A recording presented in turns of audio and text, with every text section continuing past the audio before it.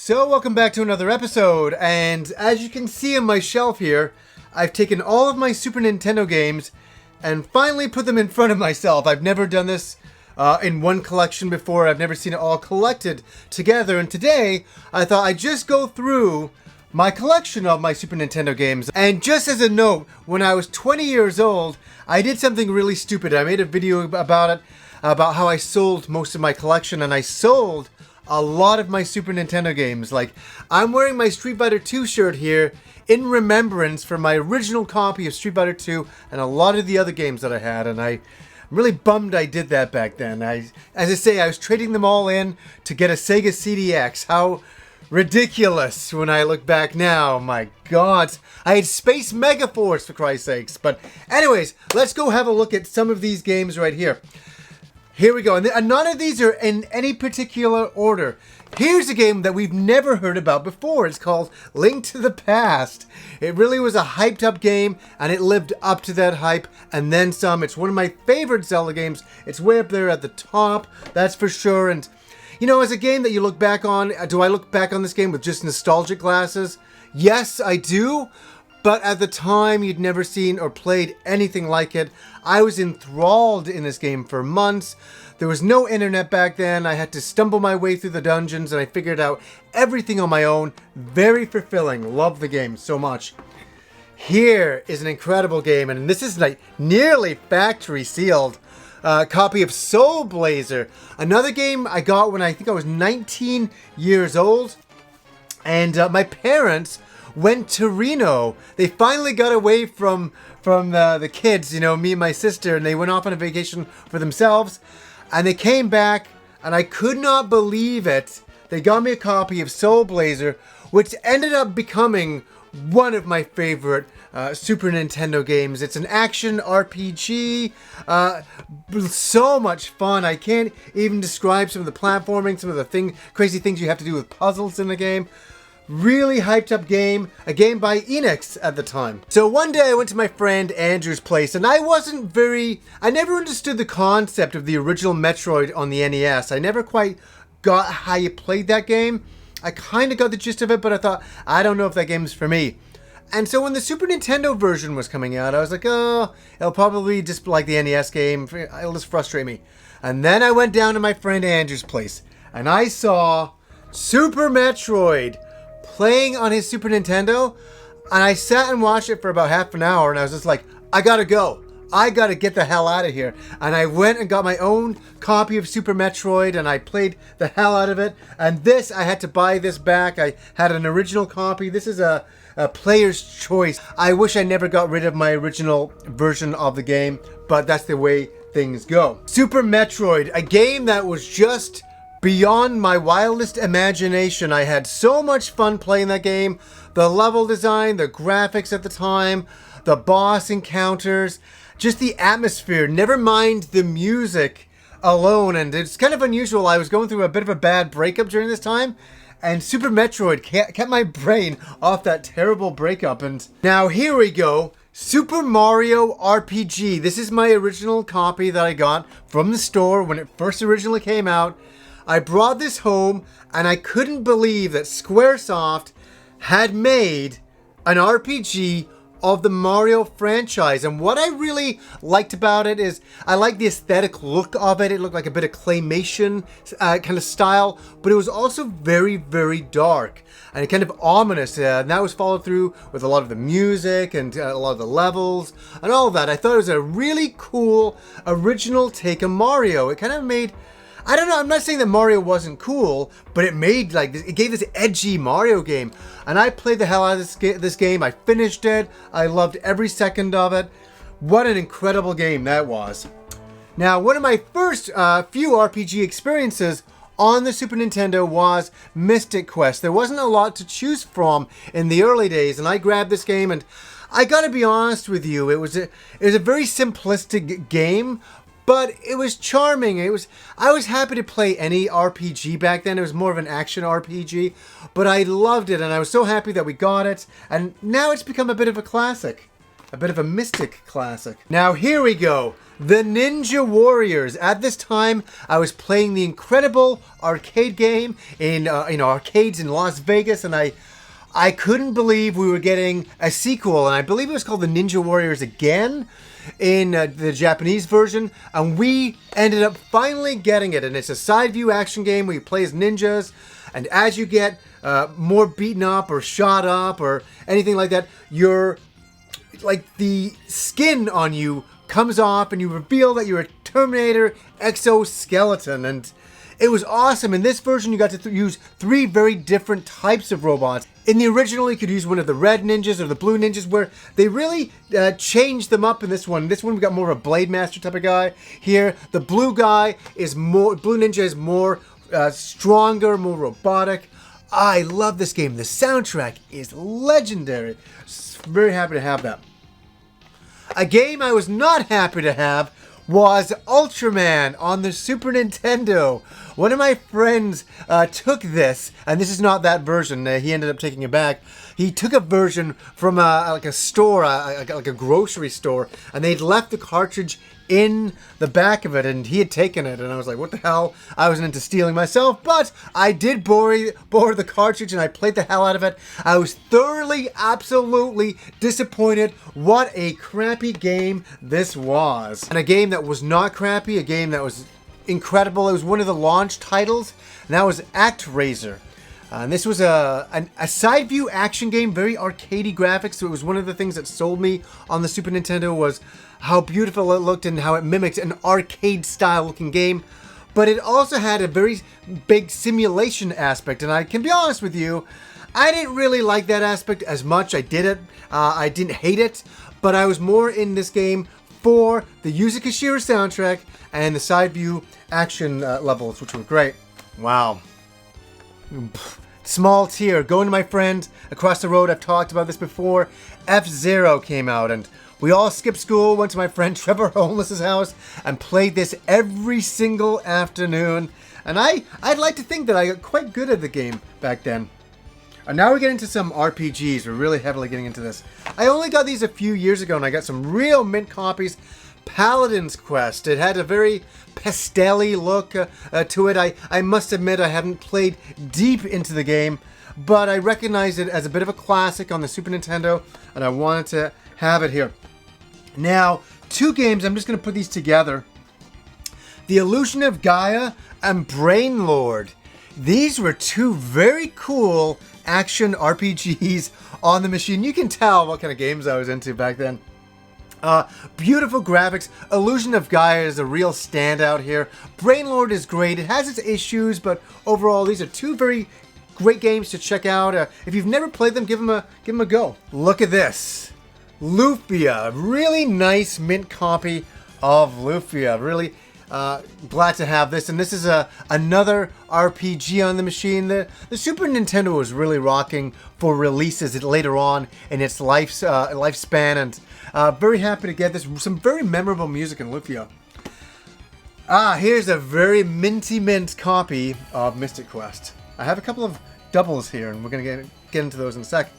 Here's a very nice minty copy of Ys, Wanderers from Ys, Ys 3 on the Super Nintendo here. And this is a very competent version of the PC Engine version. This is one that I would recommend if I was somebody who's like, oh, I don't know which version to play of Ys 3. I'd say, you know what? You can't go wrong with the Super Nintendo version. I have a lot of friends that first discovered Ys through this version. They'd never heard about the Ys series because they didn't have a TurboGrafx. How else could you play it? Hey, I got a Super Nintendo. There's this thing called Ys 3. I'll play it. Hey, wait, isn't that called Wise? Another copy of the Ninja Warriors here. This is only a really rough box, and the cart is somewhere else around here. I have to look up at the heavens when I see this game. Final Fantasy III. I've said it is the greatest RPG on the system. Obviously, there was a lot of hype building up to this game, and it delivered, and then some. The opera scene, the music, the battles, the command inputs to do battle, to do battle combat. It was very cool and God damn it, you don't get a more of a classic game than this. And I remember buying this game from a master player in Vancouver, and the guy gave me the copy, and I gave him $100. That's how much it was. And he goes, well, you know, enjoy. And I said, oh, I will. I went home, dimmed the blinds, lit up a cigarette, had a coffee. RPG incredible times. Speaking of RPG incredible times, nothing says the age of 21 to me like Chrono Trigger here. There's a lot of hype towards this. I bought the soundtrack before I even got the Super Nintendo game. I bought the Super Nintendo game the day it came out. I tortured my friend Andrew, who had come down and stayed with me for a week, because I just stayed in my room for a couple of days and played this. And he kept coming in. He's like, I don't want to see it spoiled. So I said, dude, I'm sorry. I got to play Chrono Trigger. Priorities.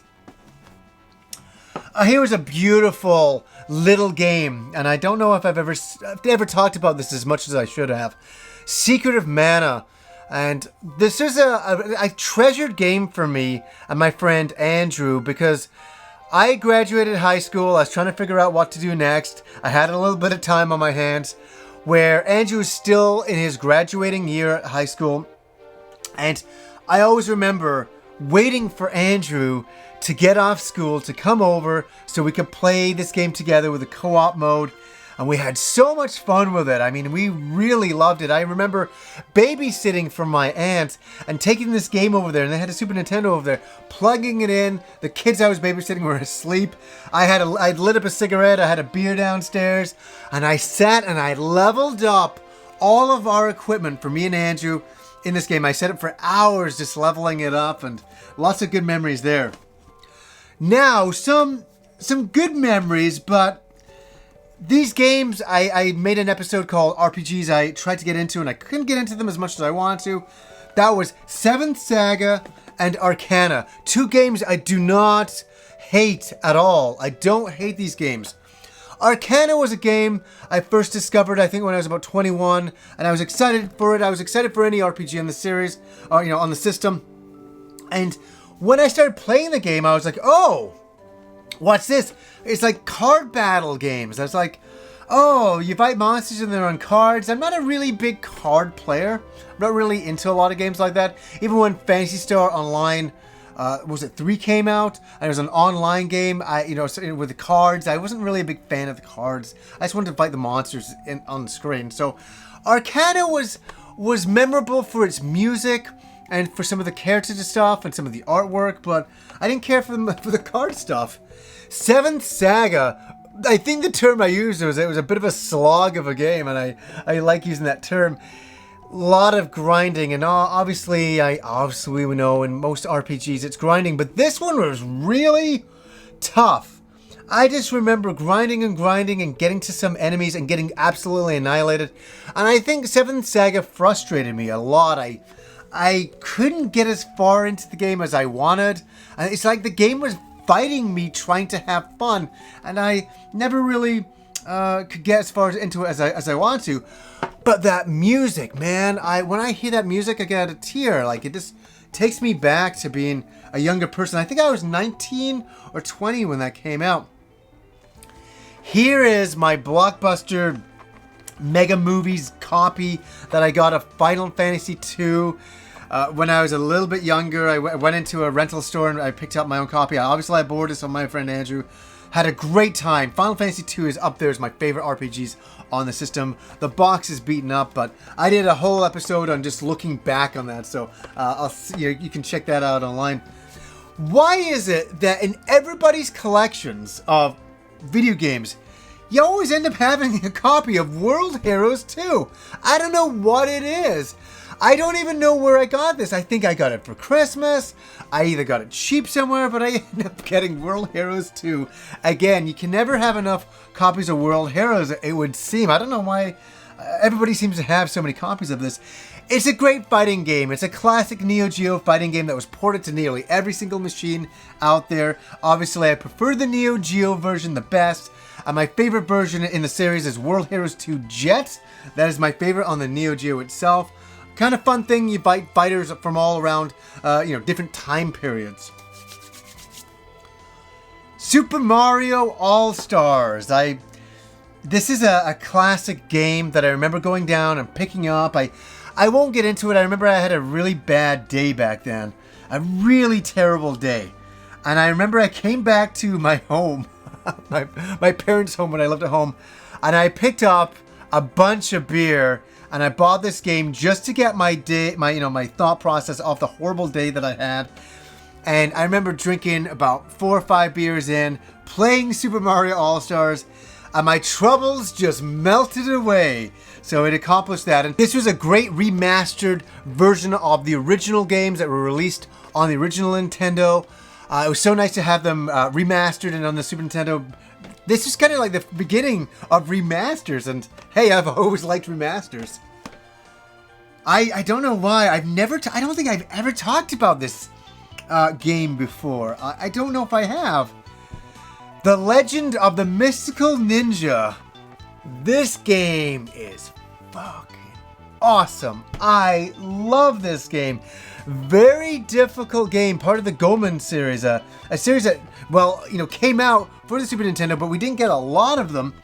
And I was fascinated by the very distinctly Japanese flavor of this game and how you could level up and buy equipment and fight boss creatures. And it had like RPG elements. And me and my girlfriend back then used to play this game all the time. And it was so frustratingly hard later on that I did eventually finish it. But this is one of those games that I love, but I always remember going, oh my god, this is hard. It's really tough. Mega Man X. I remember getting this used. Look at this. For $24. I don't even know where I got it from. Maybe, I think it was Willow Video Games up in Vancouver here. I picked this up and I love Mega Man X. I really enjoyed the platforming of it. It kind of took me back to, I'm not a big Mega Man guy, but Mega Man 2 was my favorite. And this kind of brought me back to the simplistic nature of 2, and I really liked it. I liked that we had a Mega Man game on the Super Nintendo, and it's called Mega Man X. It just sounded cool, right? Oh, here, speaking of not cool, it's Lagoon. And Kim and I recently went to Seattle, and I hooked up with the happy video game nerd, Derek and his girlfriend, Grace. And we sat and talked, and we talked about Lagoon because I hate Lagoon and he loves Lagoon. And we sat and laughed about how much I disliked it, how much he liked it. And we had a funny laugh and it's really cool that two people can be in the same room and he hated something and or he loved something and I hated it, and we could just laugh about it because it's a video game and it's supposed to be fun. And for me, I didn't see the fun of it, but it's very nostalgic. Lagoon, very nostalgic. Really, I'm glad I got this game. I hear it goes for a lot of money now, and that's Demon's Crest. Demon's Crest by Capcom. And look at this. There's unfortunately a little price tag on the side. I could slap the cashier who did that back then. $24. I got this for, I think this is hundreds of dollars now. It may even be more than that. I don't even want to know. It's kind of scary. I'm happy to have it. But Demon's Crest is a really excellent game by Capcom. Obviously using characters from the Ghouls and Ghosts series, Ghosts and Goblins series, and letting them go kind of on their own. And what a lot of people don't talk about is the difficulty. A lot of these games were really hard back then. Star Fox. I remember the special F, or here right in the back I'm seeing it, the FX chip and the scrolling and the Mode 7 effects. And this game was really pushing the Super Nintendo 3D wise. And I remember, I don't know if I rented it or I bought it off a friend or something like that, but I remember there was a bunch of us over at my house and I was going through that a bit of a breakup at the time, and the girl was phoning me and just trying to make me jealous all the time. And I remember me and all my friends were playing Star Fox, and I remember isn't it so weird some of the memories you have? We were playing Star Fox, and my friend Andrew, I remember him turning to me saying, "John, don't answer the phone. She's just trying to make you jealous. Let's keep playing this game here." And I remember that very, very well. And I remember turning back and saying, "Yeah, he's right." And we played the game a bit, and then I picked up the phone again because you're young and stupid and you can't stay away. Yeah, you're almost a sucker for punishment. But Star Fox was legendary. And you know what upsets me about the Star Fox series? I feel we've never got back on track. You know, like Star Fox 64 is pretty good and all that, but I've never felt the magic of Star Fox like I did the original. I'm always hopeful when a new game gets released. You know, like on the Wii U, I'm always hopeful, but then I'm always a little disappointed. I'll be honest, I'm always being a little disappointed. It was always the original that sucked me in, and I grabbed my attention and held my imagination, and it's always this one that I'll be very faithful to. Oh, look at this last little game here. Oh, stupid game, you know.